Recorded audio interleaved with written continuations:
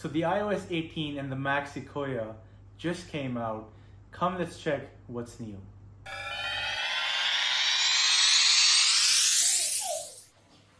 So we've got some of these laptops here and these iPhones. We're going to be checking out the old Sonoma versus the new Sequoia.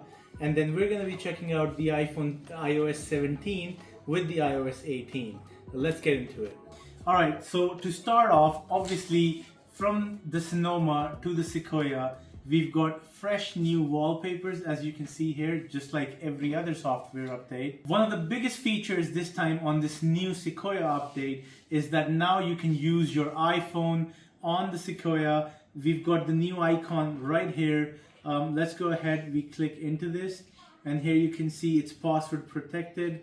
As soon as you put your fingerprint in, there you go, you see your iPhone coming in, and you can obviously move this around on your screen anywhere. I think this feature is very helpful. Say your phone's on charge, it's not reachable at the moment, and you know you're getting a phone call, you want to access something on your phone real quick. You could quickly jump onto your MacBook, open your phone, and you know this is another very good by Apple. Now another major feature they added to this new update is now you can create tiles. Basically this is a feature to help multitasking. Say if I go here into settings, and then let's just go ahead and open Safari here. Now you can grab this window, go all the way to the right, and you see this sort of an outline, and this is where it fits your window. And then you grab this other one, go to the left hand side, and this is how it properly organizes your and you know you can multitask it this way. You could even further expand this, or if you just bring your mouse up here, you can move it to the bottom right, you can bring it below, you can bring it on the top, and let's just try bring it to the top here. This is how it goes. So this feature is very helpful for multitasking, and I think this is one of the features of this update that is going to be most used. Alright, another new feature is here in the FaceTime.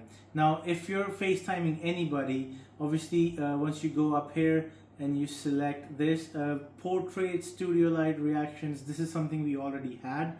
The new feature we've got this time is backgrounds. I've already selected one of the backgrounds here. Now if you go ahead and turn it on, you can change your backgrounds. There's multiple options to choose from.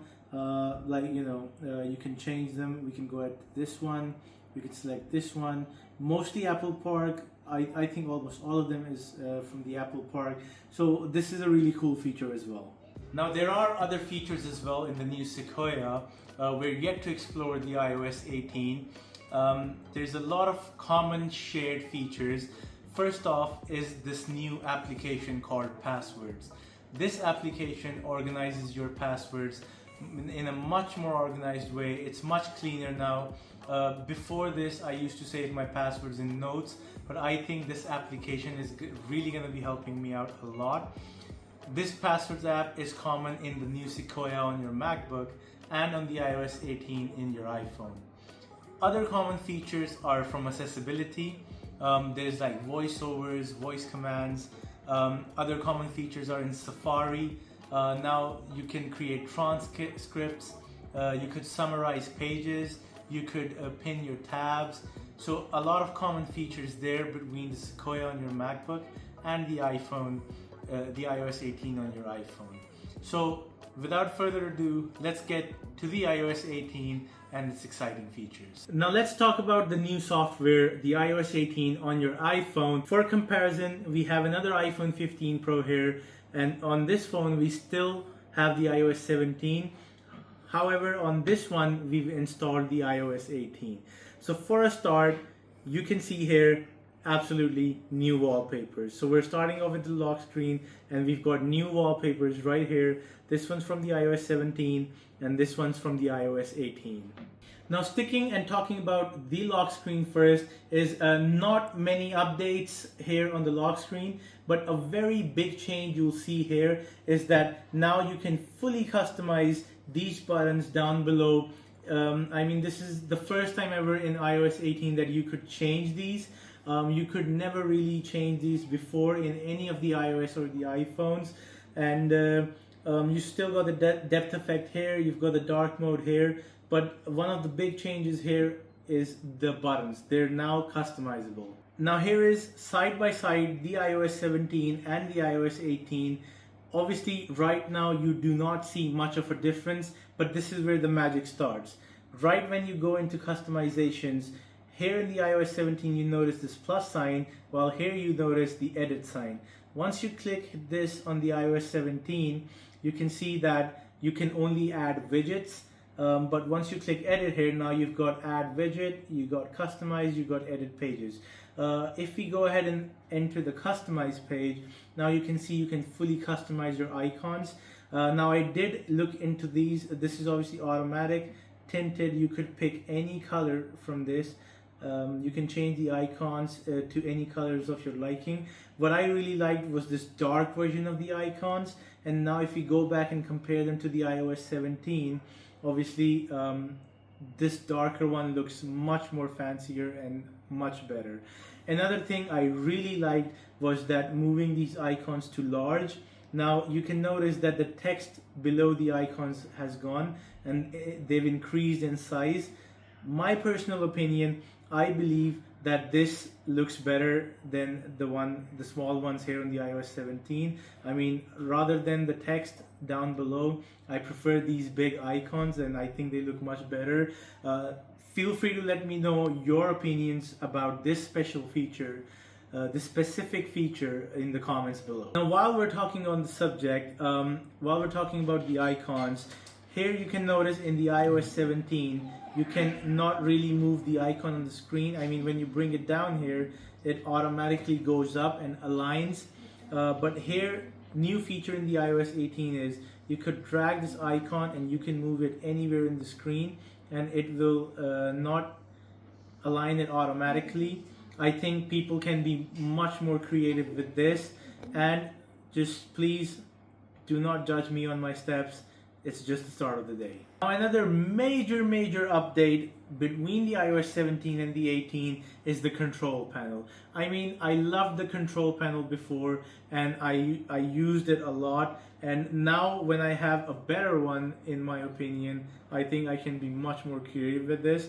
Let's go ahead and show it to you over the phone. Now, if we pull down the control panel here on the iOS 17, this is how it used to look like. Now that we pull down the control panel here on the iOS 18, this is what it looks like. And you've got multiple pages here. I mean, very good. That's very efficient. You could also go ahead and click this plus sign here. Before we had nothing up here. Now if we click this plus sign, I mean, we could increase the size of something. You know, we could go onto different pages. We could add pages as well. And you know, once you go into add controls, here you can see a big list of so many features you could add there. Again, this is going to be personal preference of what you want here on this control panel, but I think this is very good.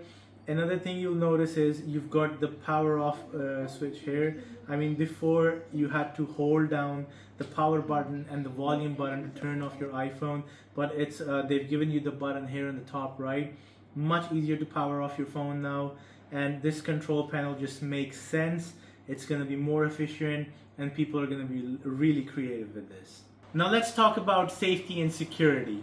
Obviously, we know that Apple has one of the best facial recognitions, Face ID, in their phones, because not only they do not use their softwares for the Face ID, they have an infrared scanner hidden there in the dynamic island. While Apple is already safe enough, they've put more efforts into security.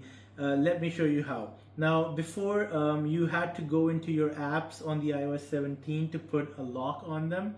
But if you really go ahead and if you see now if I go ahead on the iOS 17 and I hold on to the mail icon, these are the options you see. Whereas if I go onto the iOS 18 and I hold on to the mail icon, this is the new option it gives me. It says require Face ID. Now it's gonna want my facial ID to open this app, and no one else will be able to unlock it. It's very easy, and I don't think you have to go deep into the settings of a specific application to go set securities and stuff. Very simple, right off the bat, you can just set up require Face ID and it's gonna lock the app from anyone accessing it. Now another security feature that they added is now you can go ahead and hide the apps. See if on the iOS 17 you scroll all the way to the right, there is nothing here. But on the iOS 18, if you go all the way to the right, you see this new folder called Hidden. The way to add hidden apps in the hidden is you go onto your app, hold onto it, you click require Face ID, and here you see the option hide and require Face ID. Once you click on this, you'll find this application in your hidden, and nobody will know you have this application on your phone unless you want them to. Now these were some major features that came out with the new softwares. I wanted to go through them as quick as possible to bring it to you guys. There must be a lot of other small features hidden in there as well, but for that I need to explore these softwares more and I will bring them to you. Let me know down in the comments if you'd like a video of that kind. Till then, just go ahead, install these softwares, enjoy, and on these new softwares, do make sure to install YouTube, go up there and subscribe to RoseTube.